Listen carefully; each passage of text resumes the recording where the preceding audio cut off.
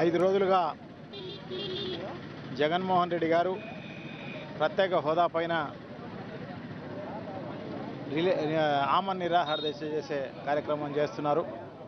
ఆయనకు సపోర్టివ్గా రాష్ట్ర వ్యాపితంగా అన్ని మండల కేంద్రాల్లోనూ అన్ని చోట్ల కూడా రిలీఫ్ హాస్టల్ చేయడం జరుగుతున్నది. సో 5 రోజులైనా కూడా ఈ ప్రభుత్వానికి చీమ కుట్టినట్టు కూడా లేదు.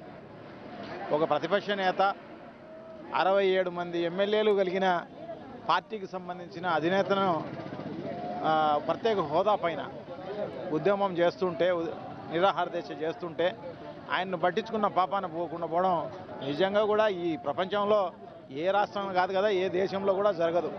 ఎక్కడైనా కూడా అభివృద్ధి కార్యక్రమాలకు ఏదన్నా అందరూ కూడా కలిసికట్టుగా ఉద్యమించాల్సిన అవసరం తప్పకుండా ఉంది. ఉదాహరణకు తమిళనాడు తీసుకుంటే వాళ్ళకి ఏమన్నా ఎన్నన్నా ఉండే, ఈ 2 ప్రాంతీయ పార్టీలు అక్కడ ఉండేది. 2 ప్రాంతీయ పార్టీలు కూడా అక్కడ ఏమన్నా వాళ్ళ రాష్ట్రానికి సంబంధించిన సమస్యలు ఉంటే కూడా అందరూ కూడా కలిసికట్టుగా ఉద్యమించే కార్యక్రమం చేస్తారు. అటువంటిది ఇక్కడ ఆంధ్ర రాష్ట్రంలో మరి ఇది తెలుగుదేశం పార్టీ చేయాల్సిన ఉద్యమం ఇది. ఎందుకంటే వాళ్ళ మాట అక్కడ వినకపోతే కేంద్రంలో వాళ్ళు ప్రతిపక్షాలను, మిగతా ప్రజలను అందరినీ కూడా కలుపుకొని ఉద్యమం చేయాల్సిన అవసరం తప్పకుండా ఉంది. అటువంటిది వాళ్ళు పట్టించుకోకపోగా, ఎందుకంటే కేసుల వల్లనో లేకపోతే ఏమన్నా ప్యాకేజీలు వస్తే అంటే ప్రత్యేక హోదా కాకుండా ప్యాకేజీలు వచ్చినాయి అనుకోండి, భోంచేసేదానికి వాళ్ళకు వీలుగా ఉండాలన్న ఉద్దేశంతో వాళ్ళు గమ్మన ఉండడం అనేది తెలుస్తుంది. ప్రజలందరూ కూడా చూస్తున్నారు. సో అటువంటిది ఒక ప్రతిపక్ష నేత వాళ్ళు చేసే కార్యక్రమం కూడా ప్రతిపక్ష నేత జగన్మోహన్ రెడ్డి గారు చేస్తుంటే పట్టించుకోకపోవడం అనేది చాలా దారుణం. ఒకవేళ ఏమన్నా జరిగితే మాత్రము నిజంగా ఈ రాష్ట్రం అంతా అగ్నిగుండంగా అయ్యే పరిస్థితి తప్పకుండా భవిష్యత్తులో ఉండబోతుంది అన్నమాట. సో అందుకోసమే ఇప్పటికైనా కూడా తెలుగుదేశం పార్టీ తెలివి తెచ్చుకొని దానికి సంబంధించి, ఎందుకంటే 22వ తారీఖు ప్రైమ్ మినిస్టర్ గారు వస్తారని చెప్తున్నారు, ఆయనతో అనౌన్స్ చేయించే కార్యక్రమం చేయండి తప్పకుండా. ఎందుకంటే మేము అందరం కూడా కలుసుకొని పెద్ద ఎత్తున ఉద్యమం చేయగలిగితే డెఫినెట్గా నరేంద్ర మోడీ లాంటి కంటే వాళ్ళ తాత లాంటి వాళ్ళు కూడా ఖచ్చితంగా కూడా అనౌన్స్ చేసే కార్యక్రమం జరుగుతుందన్నమాట.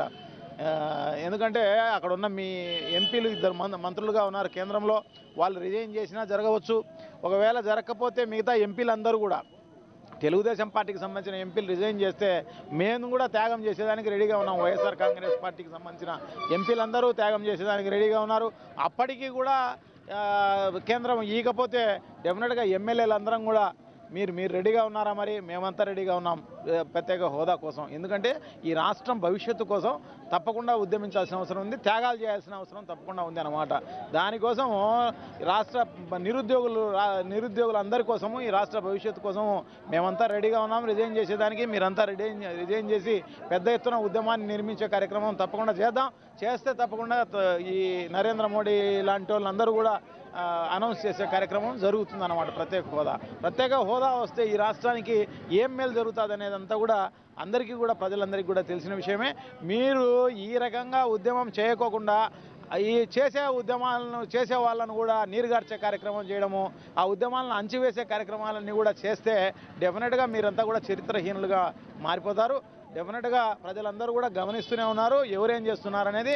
డెఫినెట్గా మిమ్మల్ని అందరినీ కూడా రేపు రాబోయే ఎలక్షన్స్లో డిపాజిట్ కోల్పోయి మిమ్మల్ని బంగాళాఖాతంలో చూపించే కార్యక్రమం